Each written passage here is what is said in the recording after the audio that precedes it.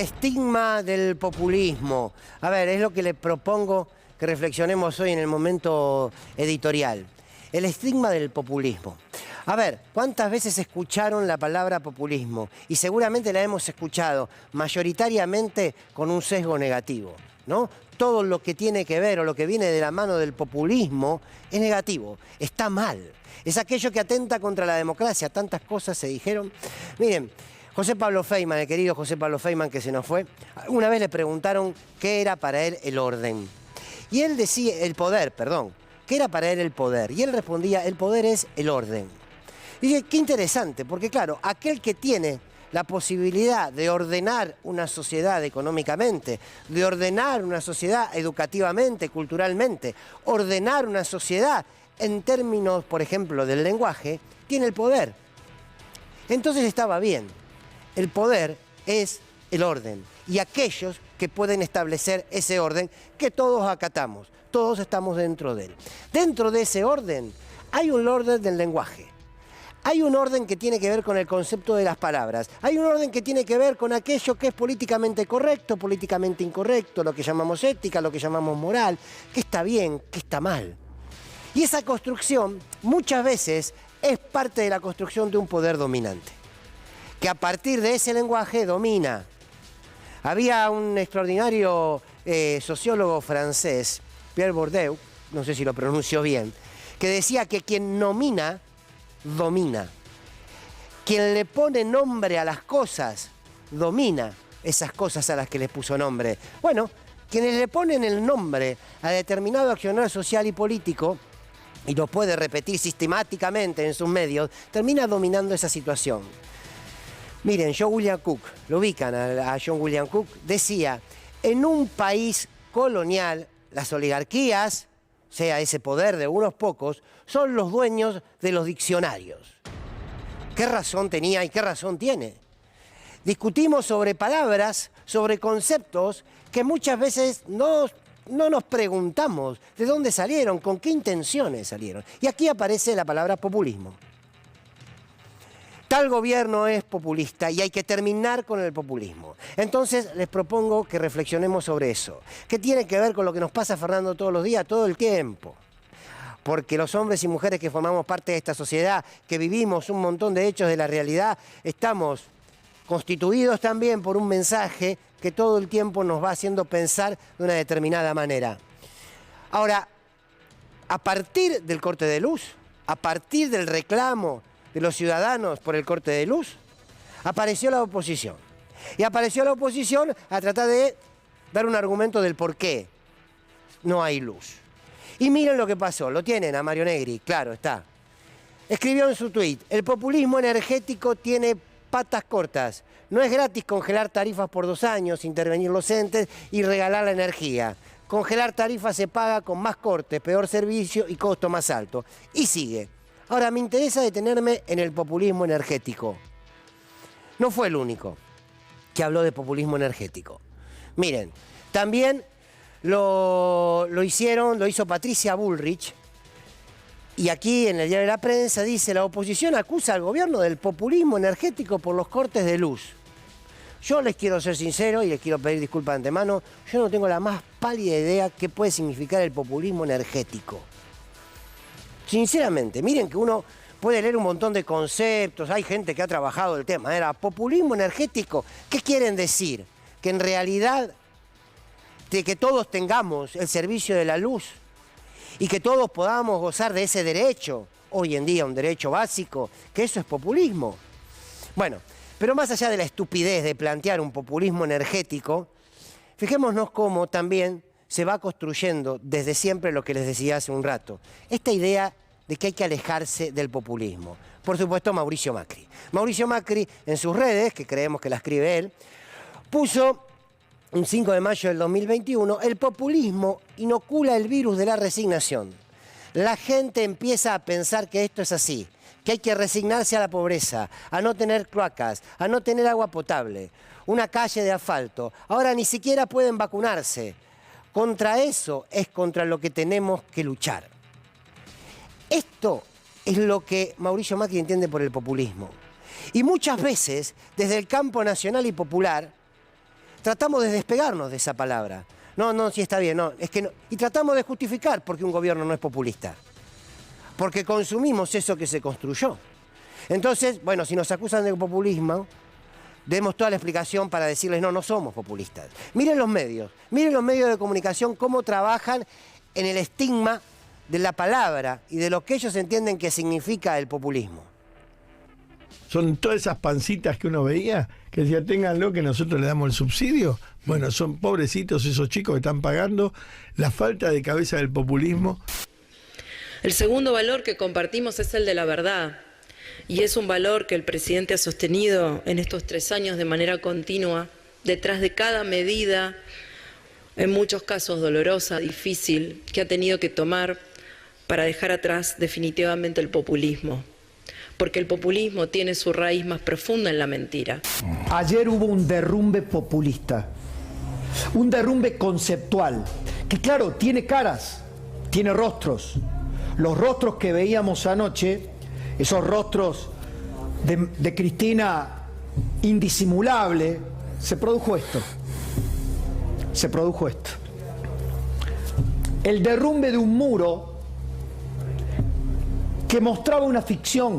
Yo creo, no nos damos cuenta, pero estamos atravesando una tormenta. Claro, está lloviendo mucho en la ciudad de Buenos Aires, no sé ahora justo, pero mucho peor que Santa Rosa, mucho peor que Santa Rosa. El problema es que el capitán del barco, ahí lo estamos viendo, está un poquito groggy. Esta tormenta no te moja, no te inunda, te mata, te roba, te empobrece, te llena de droga, te vuelve ignorante, como dijo el otro día María Eugenia Vidal, te liquida, te liquida. Es la tormenta del kirchnerismo, es la tormenta del populismo.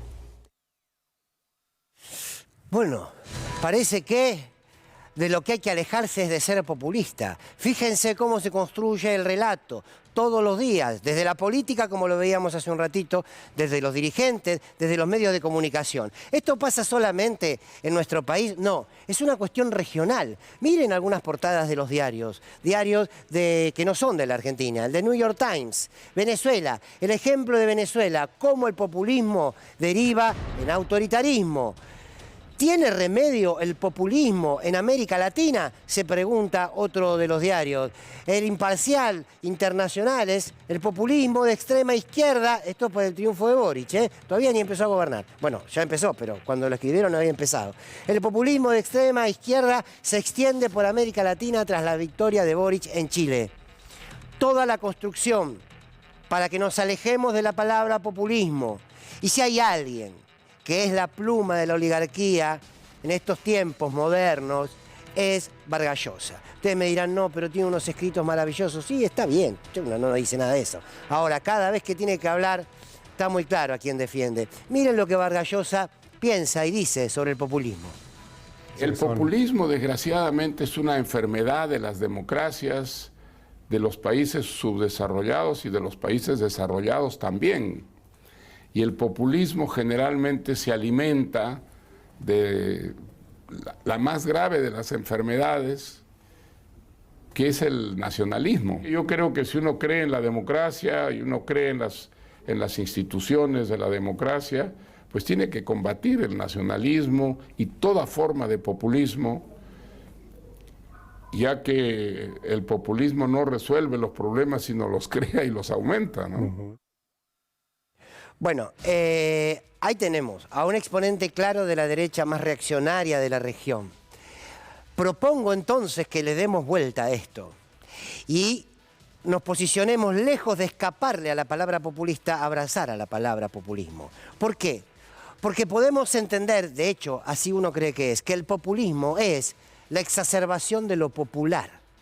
El populismo es un gobierno cuyas características hace que el pueblo argentino, en este caso, o el pueblo de nuestra patria grande, tome relevancia política.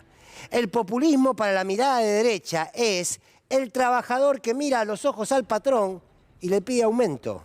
El populismo es aquel hombre, aquella mujer que es consciente de sus derechos y los defiende. El populismo es, al mismo tiempo, gobiernos que entienden que la ampliación de derechos está a la base de la democracia. El populismo es exacerbar las políticas pensando sobre todo en quienes menos tienen. Aquellos que critican al populismo, aquellos que dicen que hay que terminar con el populismo, son los mismos que defienden un liberalismo que sintetiza un poder concentrado, que tarde o temprano le va a derramar al pueblo. No derraman nunca, porque es mentira la teoría del derrame. Pero entonces, ¿por qué uno debe despojarse de la idea del populismo? Todo lo contrario. Uno debería reivindicarse como populista, si sos un trabajador o una trabajadora, si sos un docente, si sos un estudiante.